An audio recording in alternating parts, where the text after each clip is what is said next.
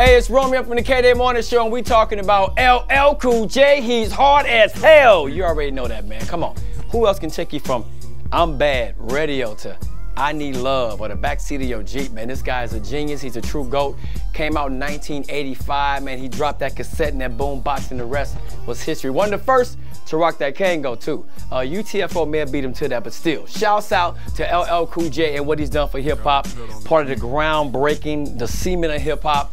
Then he takes you to the big screen, then the TV, and you wonder why he got lip sync battle because of this.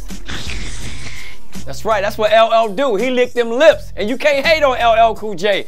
I'm gonna tell you a story, and you know it's true. A couple years ago, somebody broke into LL Cool J's house. LL found him in his house, knocked him unconscious until the police got there. So if you ever got jokes about LL licking his lips, you might want to think twice, because if he see you face to face, it could be done. We talk about LL Cool J. Ladies love Cool J, LL Cool J. I'm not gonna lie, for the longest time I really did think the LL in LL Cool J stood for Luscious Lips Cool J, but then somebody told me it was the ladies love Cool J. And the ladies do love Cool J, let's be real. There's 3 instances where you can listen to a LL Cool J song and it's gonna work. During a workout, during sex, and during a breakdance battle. And I'm gonna tell you why, you ready? Okay, during sex, clearly when you hear Hey Lover, doing it and doing it and doing it well, that one, either one of those, you know what time it is, okay? You hear it, you know what time it is. During a workout, when you need to like continue the, you know, when you're tired, you in the gym, you're already like down a couple reps and you're like, damn, I'm tired. If you hear Mama's gonna knock you out, you already know, don't call it a comeback. I've been here for years. You gonna go extra hard. And then hold on. In a breakdance battle, any cover with LL Cool J wearing a Kango, the chains, and the Adidas tracksuit, you're good, solid. You about to win it, like this. Man, today's kids don't understand the greatness of LL Cool J. They probably think he's just some actor that's on NCIS that hosts the lip sync battles and is always licking his lips to get the ladies, like this. Does that work? Does that really work for the ladies? Anyways, LL Cool J is one of the greatest rappers of all time. One of the greatest artists. He's had hits in 3 different decades. He was the first artist signed to Def Jam Records. Before Michael Jackson was asking who's bad, he was telling you he was bad. So bad that if you go back to his Bigger and Differ album and you take the first letters of that album, that spells out bad. I know, it blew my mind too. He even had a Black Panther on one of his album covers. I'm not talking about the Marvel superhero. No. And LL was the first one to write a love rap. Yeah, so don't blame Drake, blame Ladies Love Cool James.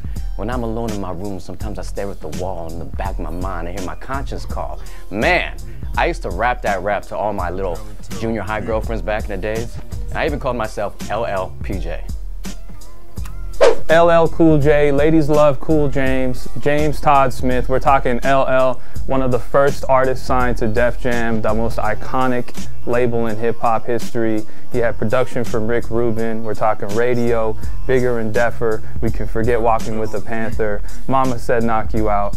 Incredible, incredible production from Rick Rubin. I mean, he has classics upon classics. He was able to go from gritty, raw New York street rap to love songs. I mean, that's why ladies love him. Another thing that he was able to do and why he's one of the greatest is he clashed with the best of his era while they were at the top of their powers. I'm talking Cannabis, Kool Moe Dee, and more. I mean, you can't mess with James Smith. Another thing that's really dope about him is, for me, one of my favorite records is the Flavor in Your Ear remix. He came on that record with Biggie, Craig Mack, Busta Rhymes. He held it down on his own, and he showed everybody why he was still one of the dopest in the 90s. So shout out to LL Cool J. His shirt's always off. He likes to lick his lips. I'm pretty sure he's put oil on his chest a couple of times.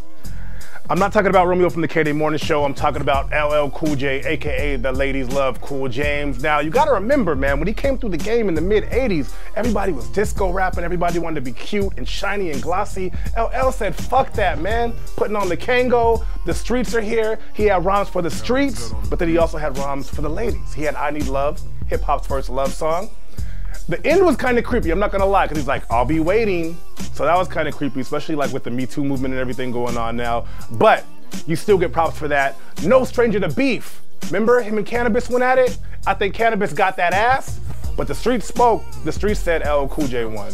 So, you know, I got 10 seconds left. He's been in a couple of movies. Deep Blue Sea looked kind of weird without a hat on. And every girl I've dated has wanted to like have sex with him.